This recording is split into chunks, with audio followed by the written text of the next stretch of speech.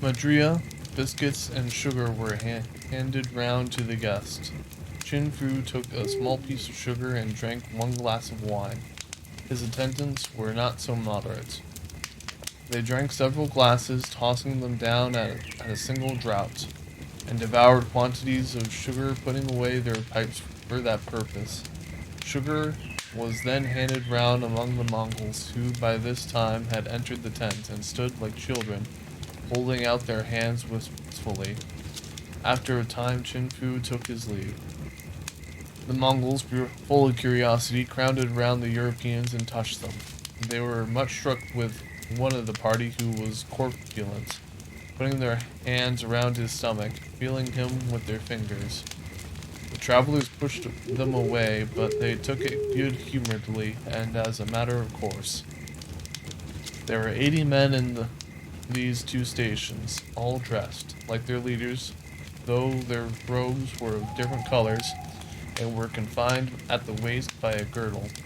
They were ragged, dirty, and mostly without arms. The weapons of those who were armed by bows and arrows, they seemed to set little store by them, for they were offered to sell them to the travelers together with their pipes and chopsticks and the rest of the celestial knickknacks. About the tents were a few camels, a flock of goats, and some sheep with enormous fat tails.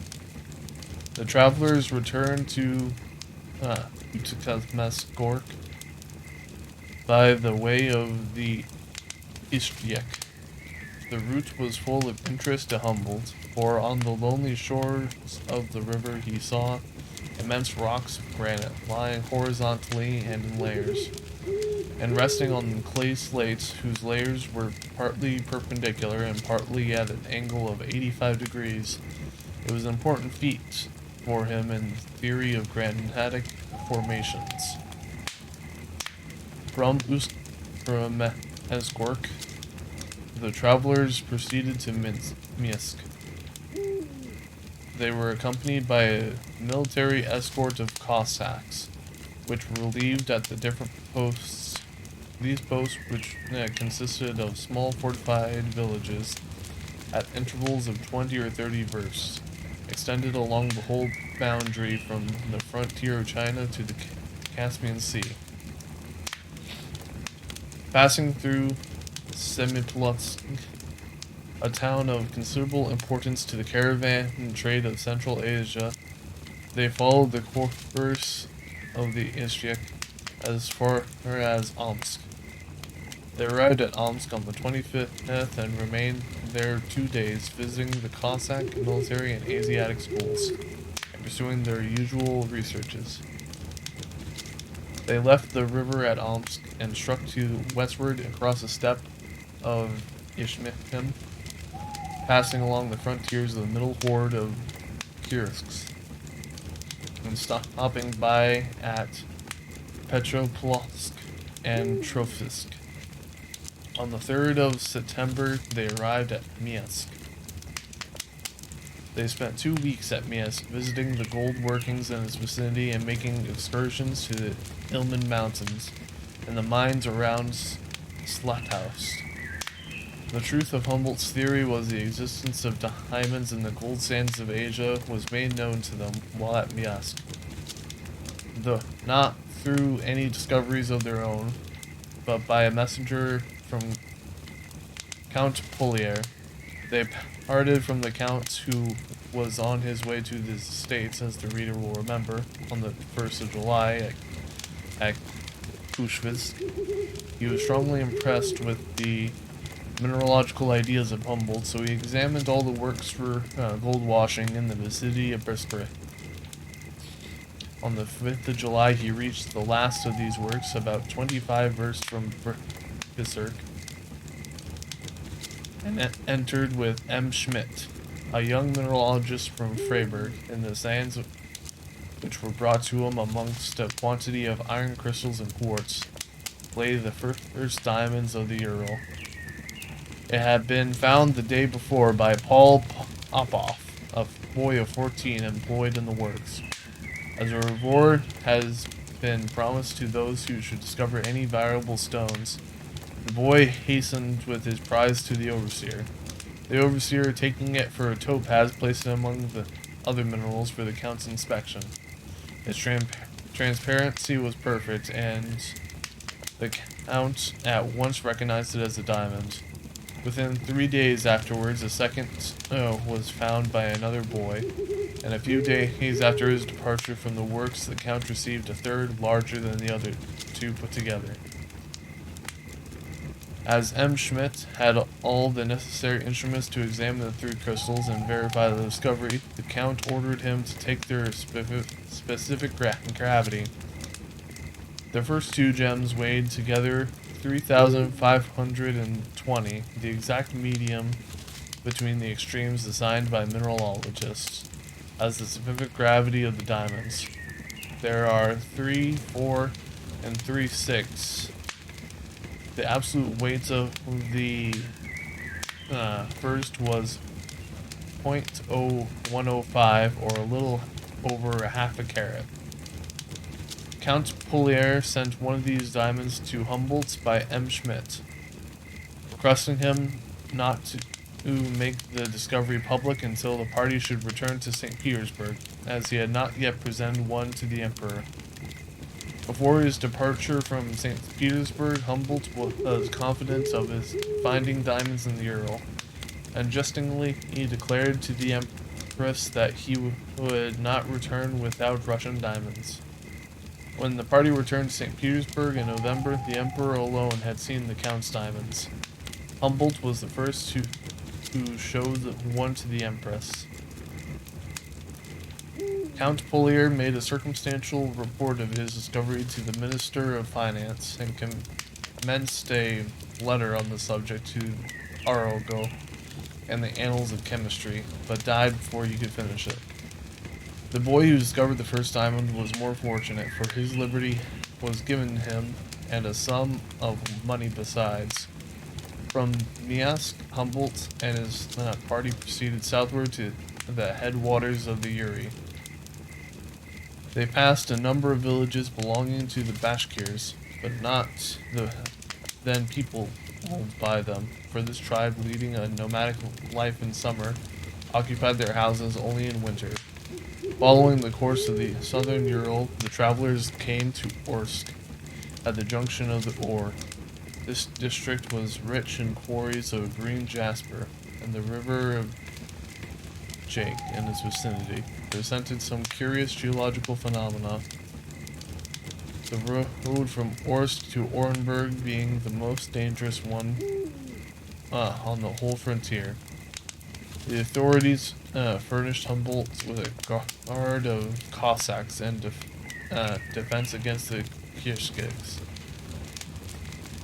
On the 21st, the party reached Orenburg. It was the capital of the district, the chief fortress on the line and the center of a vast caravan trade to all parts of the Central Asia.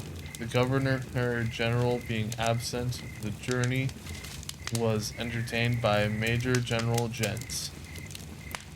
General Jens was deeply versed in the geography of Asia, for which he had collected many important materials, partly from the caravans that traversed the country, and partly from his own travels.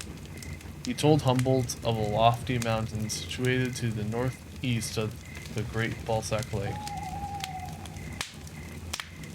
This mountain had once been a volcano, and caravans in passing it were frequently disturbed by the storms which it occasioned. The inhabitants of the region in which it stood endeavored to propitiate it by sacrifices of sheep. General Jens had not seen this singular mountain, but he knew of a Tartar who had visited it, or pretended to have done so. It reminded Humboldt of these volcanoes mentioned in the Chinese books, as lying far from the ocean, the existence of which had divided the opinions of geologists. He made it a subject of his investigations and subsequently obtained more accurate information concerning it from the Russian police director of Semipolsk. As the Humboldt had seen little of the Tartars inhabited the region along his route, General Jens sent a messenger to the nearest Sultan of the Kyrgyz and requested him to come with his people to the neighborhood of Orenburg and give the travelers a specimen of their games and sports. A large number of Kyrgyz soon made their appearance and raised their tents a few versts from the city. Then the Sultan came and paid his respects to Gens and Humboldt. They drove out to the encampment surrounded by a band of Kyrgyz who rode around their carriage at full gallop, resting their hands on the backs of their horses with their feet in the air. The Sultan introduced the travelers to his wives, who were seated in the front row of his tent, and the sports began. The first was horse racing. The jockeys drove off to the distance of 7 versts and commenced galloping their horses back to their tents. In the meantime, the spectators formed a ring into which stepped 2 stout Kurds to wrestle. Casting off their outer garments, they threw their leather girdles around each other and struggled until one was thrown.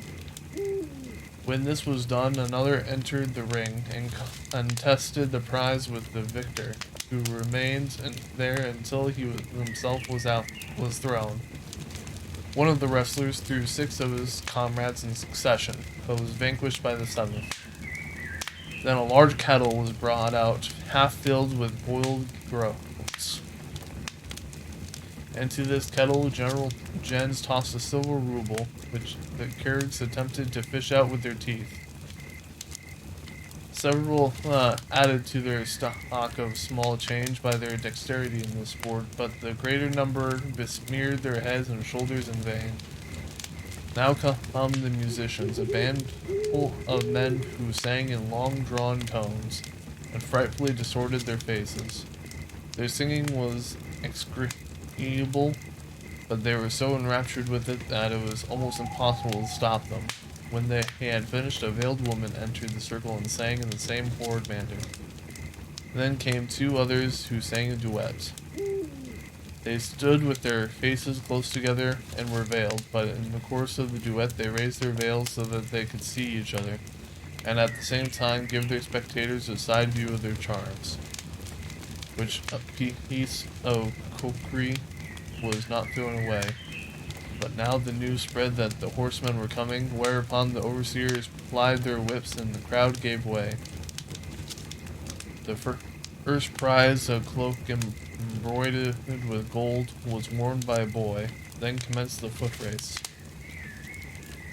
The distance from the starting point to the Sultan's tent was about a mile. It was rucked by the winner in 3 minutes. The first prize was a silver ruble. The rest were pieces of cotton cloth and smaller presents. When the sports were over, the travelers returned to the city and prepared for their departure the next day. From Orenburg, they decided the Ural to Urasak, the chief city of the Uralian Mount Cossacks, where they remained a day to witness the tumult fishing. Then turning to the northeast across the mountain steppe of Sert, they proceeded to Oslutsk, and from thence westwardly to the Volga at Samara. This region abounded with sulfur springs and water impregnated with salt and asphalts. In many places, large quantities of sulfur were obtained from the earth. They descended the Volga, passing a number of German colonies, and on its banks came to Dobwaka. From this place, they made an excursion to the great salt lake of Altan, or Altan Nor, the Golden Lake, as it was called by the Cossacks. It was situated in the steppe 70 miles to the eastward of the Volga. and was celebrated for its extensive manufactories. In this lake, the travelers found large quantities of insects and birds which had fallen into the water and were preserved. From these salted specimens, Ehrenberg made a good collection of the fauna of the region. At Sarepta, further down the river, they visited a colony of Moravian brethren who had established themselves there in 1765, since which time they carried on a considerable traffic, chiefly of their own manufactures, with the Cossacks. The lower districts of the Volga were quite thickly settled by the Kalmuks. The travelers frequently passed their houses, and sometimes met the people with their herds of horses, sheep, and camels. In the course of their journey, they came to a Kalmuk empire. Before its entrance stood a number of upright sticks, like a clump of spears adorned with flags or pennons. These pennons were long stripes of cotton cloth, covered with a Kalmuk prayer written in the language of Tibet, which was always used by the priests in their religious rites. Though unintelligible to their flock, the simple Kalmuks admired it, just as the simple Catholics admire Latin. It was a divine language, consecrated by the use of ages. Neither the priests nor the Kalmuks read these prayers. The latter, indeed, could not. They were fastened to the long sticks already mentioned in order that the wind might have waved them to and fro. The fluttering of these written supplications was considered as effectual as the repeating of them.